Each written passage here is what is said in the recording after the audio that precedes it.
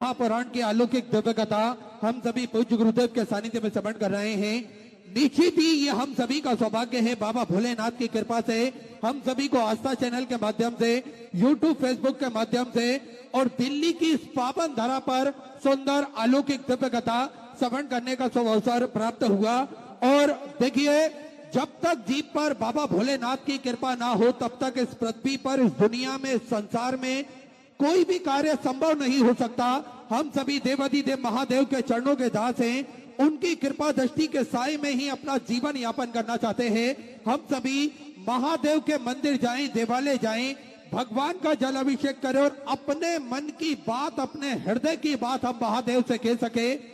बड़ा ही सुंदर और सरल तरीका हम सभी को पूज्य गुरुदेव ने बताया है।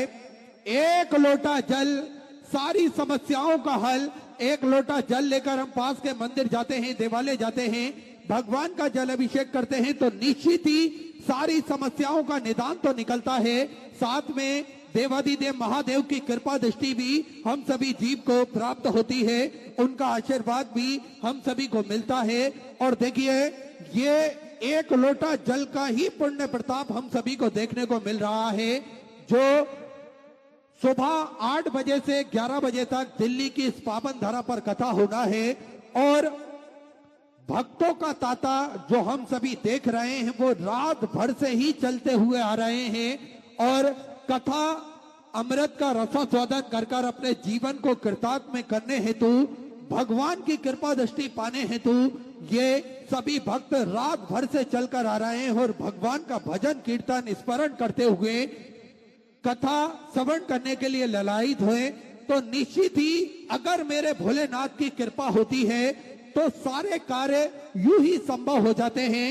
और हम सभी ने देखा है, अगर भोलेनाथ की कृपा होती है तो लंगड़ा चलने लगता है, गूंगा बोलने लगता है, बहरा सुनने लगता है और जो व्यक्ति किसी काम का नहीं होता है, मेरे महादेव उसको भी अनमोल बना देते हैं। ये कृपा है मेरे महादेव की। और वैसे भी देखिए, अपने भक्तों की सहायता करने के लिए, अपने भक्तों की रक्षा करने के लिए मेरे महादेव स्वयं चलकर आते हैं। कोई भी कार्य अगर भक्तों का अड़ जाता है, शिव भक्तों का अड़ जाता है, तो स्वयं मेरे महादेव उस भक्त का कार्य करने के लिए आते हैं। क्योंकि किसी ने बड़ा ही सुंदर कहा है कि नसीब की बात मत करो, यहाँ नसीब की काया भी पलट जाती है। नसीब की बात मत करो, यहाँ नसीब की काया भी पलट जाती है। और लड़ाई अगर महादेव के भक्त की होती है तो मंजिल खुद चलकर आती है। महादेव के भक्त जो बड़े ही निराले होते हैं, हर बात के लिए वो केवल महादेव के चरणों में ही जाते हैं और मेरे महादेव उन भक्तों की सहायता भी करते हैं। मेरे महादेव उन भक्तों को मंजिल भी प्राप्त कराते हैं। बस हम सभी को एक कार्य करना है, एक लोटा जल महादेव के चरणों में प्रतिदिन चढ़ाना है तो निश्चित ही सारे बिगड़े हुए कार्य बन जाते हैं, सारे बिगड़े हुए कार्य संवर जाते हैं। और देखिए, भगवान शिव के रूप और स्वरूप जितने विचित्र हैं उतने ही आकर्षक भी है। शिव जो धारण करते हैं उनके बड़े ही व्यापक अर्थ होते हैं, हम सभी को जानना चाहिए। देखिए, मेरे महादेव अगर कुछ चीज को उठा के अपने मस्तक पर चढ़ा लेते हैं तो वो चीज भी अनमोल हो जाती है। जिस वस्तु पर वो अपनी दृष्टि डाल देते हैं वो वस्तु अनमोल हो जाती है। तो मेरे महादेव जो धारण करते हैं उसके रूप और स्वरूप बड़े ही विचित्र और आकर्षण भी होते हैं। देखिए, मेरे महादेव भगवान शिव की जटाएं जो होती हैं, मेरे महादेव जो जटाएं धारण करते हैं वे अंतरिक्ष का प्रतीक मानी गई है। जो भी भगवान की जटा के हम दर्शन करते हैं वो अंतरिक्ष का प्रतीक है। महादेव चंद्रमा अपने मस्तक पर धारण करते हैं और महादेव का जो मन है वो चंद्रमा की तरह भोला, निर्मल और उज्जवल और हमेशा जागृत रहने वाला है। तो मेरे महादेव जो चंद्र धारण करते हैं वो मन का प्रतीक माना गया है। मन भोलेनाथ का बड़ा ही निर्मल है, उज्जवल है।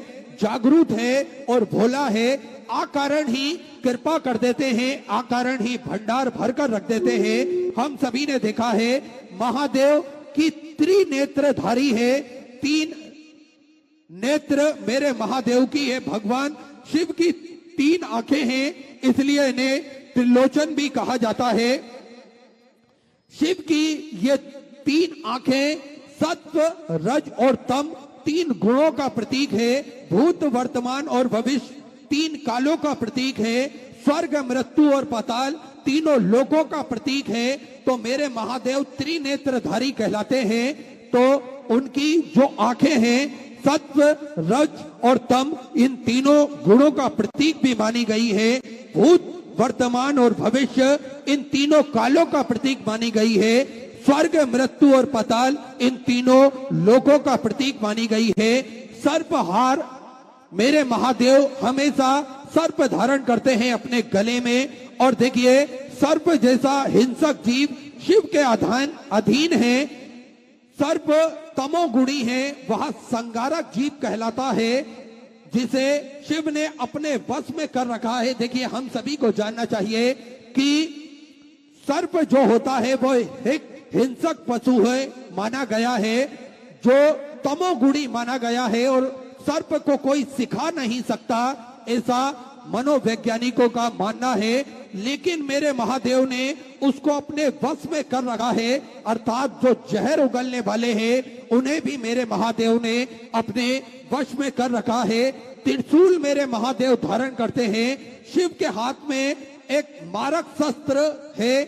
त्रिशूल भौतिक, दैविक, आध्यात्मिक इन तीनों तपों को नष्ट करने वाला है। अर्थात अगर हम भगवान शिव के त्रिशूल का दर्शन करते हैं तो हमारे अगले पिछले कई जन्मों के पाप नष्ट हो जाते हैं और निर्मल मन हम सभी का हो जाता है। डमरू मेरे महादेव धारण करते हैं। शिव के एक हाथ में डमरू है, जिससे वह तांडव नृत्य करते समय बजाते हैं।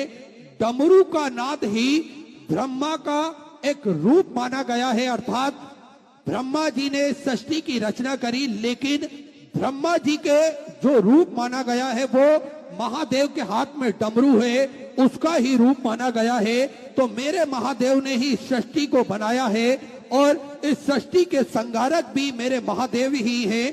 तो डमरू का जो नाद है वो ब्रह्मा का स्वरूप माना गया है। मुंडमाला हम सभी देखते हैं, भगवान शिव के गले में मुंडमाला मेरे महादेव धारण करते हैं, जो इस बात का प्रतीक मानी गई है कि शिव ने मृत्यु को वश में कर रखा है, अर्थात जो मृत्यु को भी मार देते हैं वो मेरे महादेव हैं, जो यमदूत को भी मार देते हैं वो मेरे महादेव हैं। हम सभी ने देखा है अकाल मृत्यु वो मरे जो काम करे चंडाल का, और काल उसका क्या बिगाड़े जो भक्त है मेरे महाकाल का, अर्थात काल भी उसका कुछ बिगाड़ नहीं सकता जो मेरे महादेव का भक्त है। तो हम सभी महादेव के भक्त हैं, जिसने मृत्यु को भी वश में कर रखा है। मृग शेर की व्याघ चर्म मेरे महादेव धारण करते हैं। शिव के शरीर पर व्याघ चर्म है, यानी बाघ की खाल मेरे महादेव पहनते हैं। व्याघ एक हिंसक और अहंकार का प्रतीक माना गया है, हम सभी ने देखा है। बाघ, चीता जो होता है वो एक हिंसा और अहंकार का प्रतीक माना गया है। इसका अर्थ यह है कि शिव ने हिंसा और अहंकार का दमन कर कर उसे अपने नीचे दबा रखा है। मेरे महादेव सब चीज को अपने अधीन करके ही रखते हैं, भस्म धारण करते हैं मेरे महादेव। हम सभी ने देखा है भस्म का लेपन मेरे महादेव के शरीर पर होता है। शिव के शरीर पर भस्म लगी होती है। शिवलिंग का अभिषेक भी भस्म से ही किया जाता है। भस्म का लेप हमें ये बताता है कि ये संसार नश्वर है और एक दिन हम सभी को छोड़कर जाना है, अर्थात राख का ढेर बन जाना है। तो हम सभी महादेव के चरणों में जाएं और महादेव के चरणों में ही अपना जीवन को व्यतीत करें, तो निश्चित ही हमें महादेव की शरणागति प्राप्त होगी। अर्थात ये संसार तो नश्वर है, एक दिन सभी को सब कुछ छोड़कर यही जाना है, लेकिन महादेव पर एक लोटा चढ़ाया हुआ जल ये हमारे साथ जाएगा। महादेव की जो कथा हमने श्रवण करी है ये हमारे साथ जाएगी।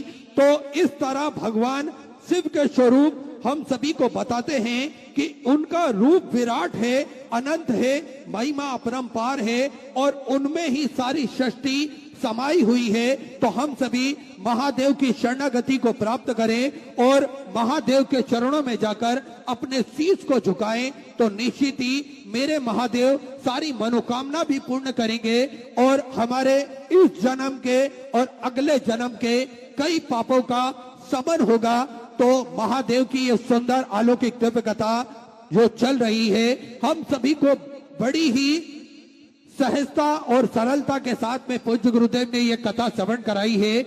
अगर ये लाखों का जन सैलाब हम सभी को देखने को मिल रहा है दिल्ली जैसे व्यस्त शहर में, और सुबह 8 बजे ये कथा अगर हम सुन रहे हैं लाखों की भीड़ में, तो इस बात को आप मानकर चलिए कि ये कलयुग नहीं चल रहा है, ये शिव युग चल रहा है। हम सभी को पूज्य गुरुदेव ने कलयुग में शिव युग के दर्शन कराए हैं और हम सभी ने देखा है, देखिए युग परिवर्तन का एक दौर आता है। हम सभी ने देखा है किस प्रकार से कुछ वर्षों पहले जो धार्मिक अनुष्ठान थे वो होते तो थे, लेकिन भक्तों का ये जन सैलाब हमें कभी देखने को नहीं मिलता था।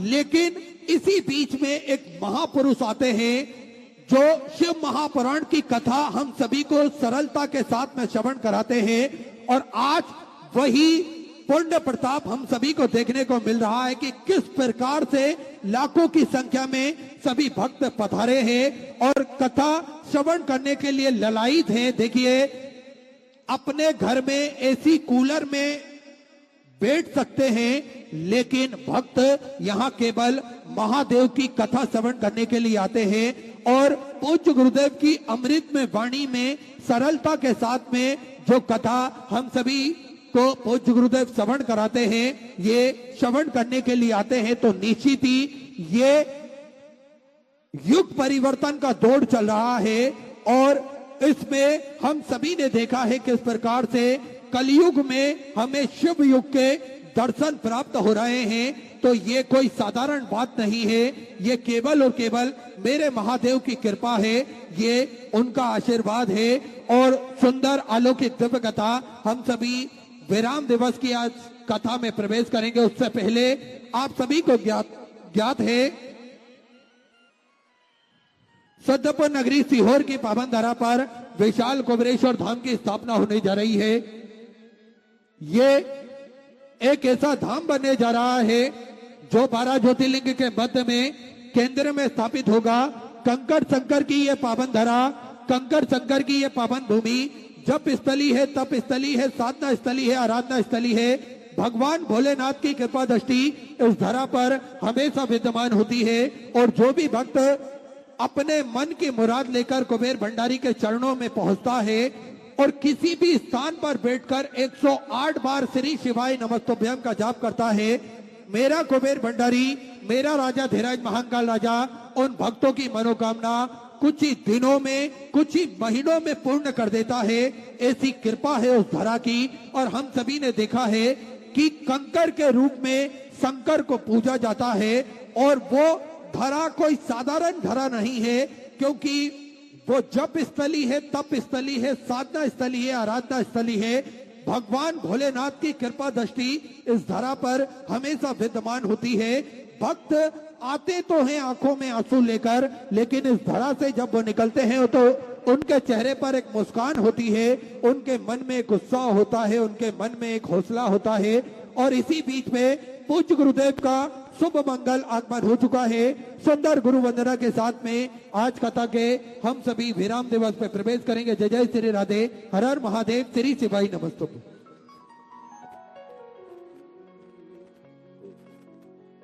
गुरुर्ब्रह्मा गुरुर्विष्णु गुरुर्देव महेश्वरा गुरुर्साक्षात् परब्रह्म तस्मै श्री गुरुवे नमः। जन्म जन्म का साथ है गुरुदेव तुम्हारा, गुरुदेव तुम्हारा। जन्म जन्म का साथ है गुरुदेव तुम्हारा, गुरुदेव तुम्हारा। अगर न मिलते हमको सतगुरु लेते जन्म दोबारा, अगर न मिलते हमको सतगुरु लेते जन्म दोबारा। जन्म जन्म का साथ है गुरुदेव तुम्हारा, गुरुदेव तुम्हारा।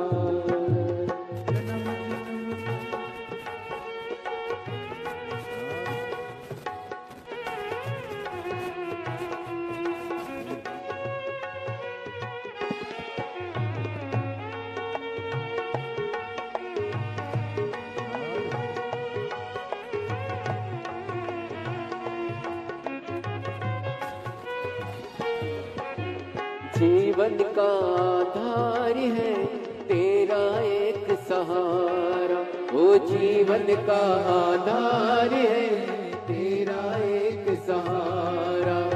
अमृत सारस देता है सतगुरु नाम तुम्हारा, अमृत सारस देता है सतगुरु नाम तुम्हारा। गुरु जी को पाके धन्य हुआ है घर संसार हमारा, गुरु जी को पाके धन्य हुआ है घर संसार हमारा। जन्म जन्म का साथ है गुरुदेव तुम्हारा, गुरुदेव तुम्हारा। ओ जन्म जन्म का साथ है गुरुदेव तुम्हारा, गुरुदेव तुम्हारा। बोले गुरुदेव भगवान की जय। जय श्री राधे। सभी भक्तों को हर हर महादेव सदा जय श्री कृष्णा श्री सिपाही नमस्तोभ्यम। पूज्य गुरुदेव का शुभ मंगल आगमन हो चुका है। गुरुदेव व्यासपीठ पर मंचासीन हो चुके हैं। आप सबकी तरफ से व्यासपीठ को नमन करते हुए हम सबके प्रिय, हम सबके लाडले ठाकुर कल्लू जी महाराज के चरणों में नमन करते हुए परम सत्य परम आदरणीय विश्वविख्यात पूज्य गुरुदेव के पावन चरणों को नमन करते हुए और आप सभी शिव भक्तों के चरणों में नमन करते हुए सुंदर आज कथा के हम सभी विराम दिवस में प्रवेश करेंगे। उससे पहले स्वागत का क्रम जो हमारी संस्कृति है, हमारी सभ्यता है, उस क्रम में जुड़ते हुए सभी भक्त परिवार एक बार जोरदार ताली बजाकर स्वागत करें सभी के लिए। और आप सभी को ज्ञात है किस प्रकार से ये कथा विराम दिवस की ओर प्रवेश करते हुए हम सभी आज जुड़ेंगे और किस प्रकार से श्री विठले सेवा समिति द्वारा सेवा के क्रम भी चलते हैं, जिसमें महादेव की पावन धरा कंकर संकर की पावन भूमि, यहाँ पर निरंतर और सुचारू रूप से बाबा की भक्ति भी होती है, साथ में सेवा के कार्य भी सुचारू रूप से चलते हैं।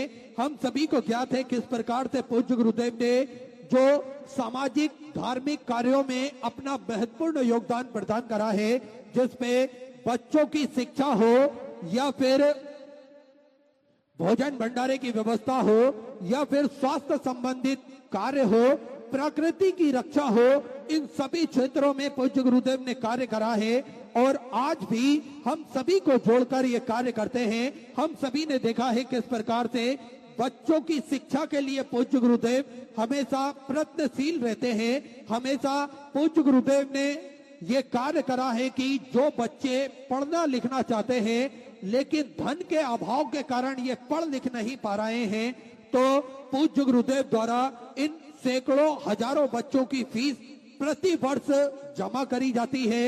इनके कॉपी किताब की, इनके कोर्स की व्यवस्था पूज्य गुरुदेव द्वारा करी जाती है, जिससे ये बच्चे पढ़ लिख सके, अपना भविष्य भी उज्जवल कर सके और देश का नाम भी ये आगे बढ़ा सके। इसलिए पूज्य गुरुदेव हमेशा प्राथमिकता प्रदान करते हैं शिक्षा के क्षेत्र में, स्वयं तत्पर रहते हैं, स्वयं अग्रसर रहते हैं। साथ में हम सभी को ज्ञात है किस प्रकार से आज जो पर्यावरण है किस प्रकार से दूषित हो रहा है, आज हम सभी देखते हैं कि शुद्ध जलवायु हमें प्राप्त नहीं हो रही है, तो ये शुद्ध जलवायु जब हमें प्राप्त होगी जब हमारा पर्यावरण सुरक्षित रहेगा। और पूज्य गुरुदेव ने यही दूरदृष्टि रखते हुए जो विचार करा है, जिसपे वृक्ष लगाने का संकल्प लिया है और मात्र एक दिन में 24 घंटे में लाखों करोड़ों वृक्ष पूज्य गुरुदेव के एक आह्वान पर भारत की इस भूमि पर लगवाए गए, जिससे ये पर्यावरण शुद्ध हो सके। और जो अरबों करोड़ों वृक्षों की आवश्यकता है हमें भारत की भूमि पर, वह कहीं ना कहीं कुछ कम हो सके।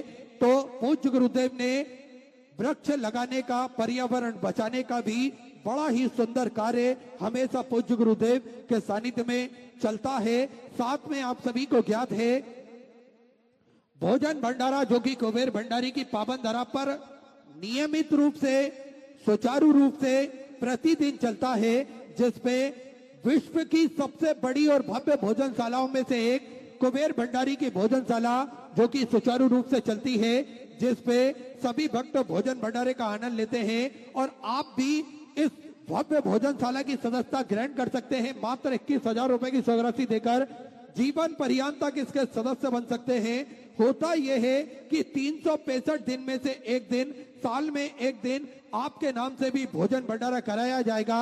और यही क्रम बदल बदल के सुचारू रूप से चलता है, जिसमें प्रतिदिन लाखों, सैकड़ों, हजारों भक्त भोजन भंडारा ग्रहण करते हैं। साथ में आप सभी को ज्ञात है स्वास्थ्य संबंधी क्षेत्रों में पूज्य गुरुदेव ने हमेशा बढ़ चढ़कर कार्य करा है। हम सभी ने देखा है विगत कई वर्षों से पूज्य गुरुदेव के सानिध्य में एक प्राथमिक उपचार केंद्र चलता आ रहा है, जिसमें